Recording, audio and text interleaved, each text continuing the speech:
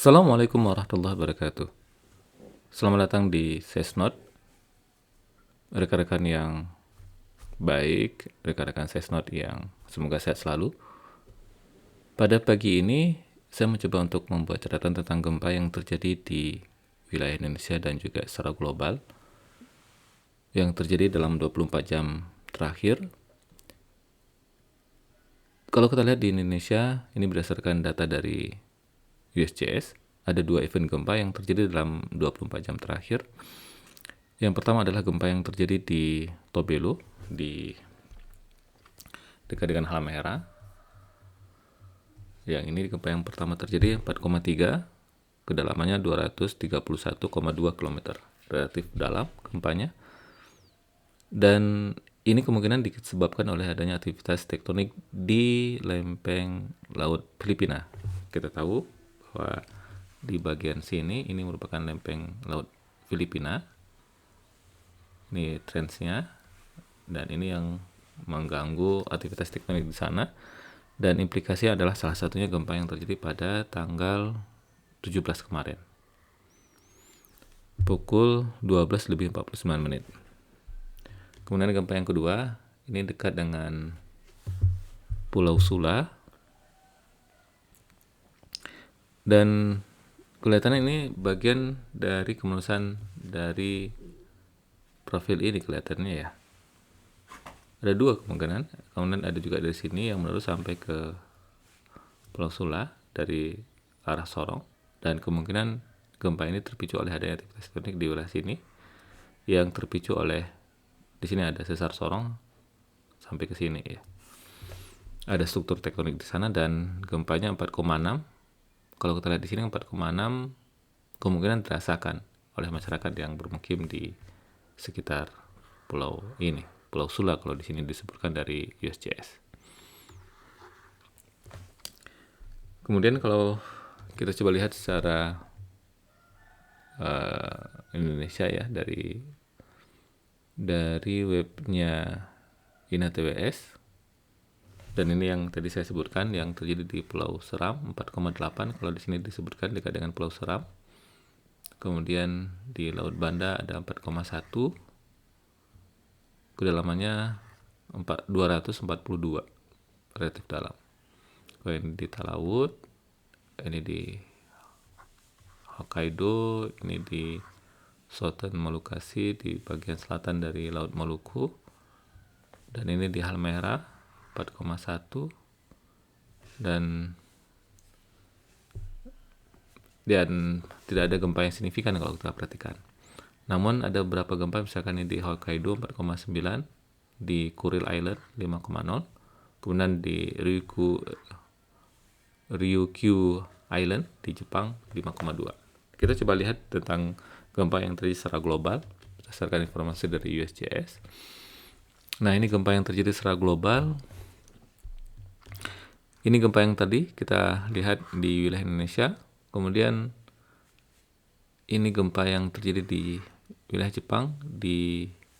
Kalau saya coba lihat gempa ini gempa yang terjadi di Bonin Island di Jepang, di wilayah Jepang 5,1, terjadi pada tanggal 18 Oktober 2021 pukul 4:59. Berarti baru terjadi sekitar sejam yang lalu. Kemudian ini gempa di Koshima di sekitar 93 km arah selatan southeast ya. Koshima, Jepang 5,1, 20 km kedalamannya. Dan ini gempa yang terjadi di Kuril Island. Kemudian di bagian selatan kita lihat ada gempa yang terjadi di Vanuatu, kemudian di Solomon Island, dan ini di Kermadec. Dan di Alaska masih terlihat beberapa gempa yang terjadi di sana. Kemudian di wilayah dari zona sesar San Andreas. Ini di Caribbean dekat dengan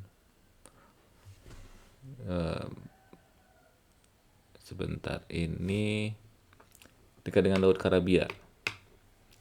Dan ada beberapa gempa yang terjadi di dekat dengan Argentina atau Chili, dekat dengan wilayah Chili, dan ini memang sering terjadi gempa di sana. Nah, saya akan coba lihat gempa yang terjadi di Kuril pertama, di Kuril Island. Di Kuril Island itu gempa 5,2. Nah, kita coba lihat tentang kondisi tektoniknya. Ini ada satu paper tentang Orogeniology Review yang dipublikasikan oleh Vadim dan kawan-kawan. Dia mencoba untuk melihat tentang tektonik di Kuril Island, dan saya akan langsung masuk ke sebuah kartun. Nah, ini yang terlihat di Kuril Island, ini Kuril Trends, dan gempanya terjadi di kedalaman berapa tadi ya? Sebentar, kita lihat kedalamannya berapa ya. Kuril Island kedalaman gempanya 35 km. 35 berarti di sini. Berarti masih di bidang kontak ya. Kalau kita lihat ini 35 lebih kurang di situ. Ini 50 kilo kedalamannya di sini. Berarti masih di bidang kontak. Ini bidang kontak yang kita kenal dengan zona megatrust.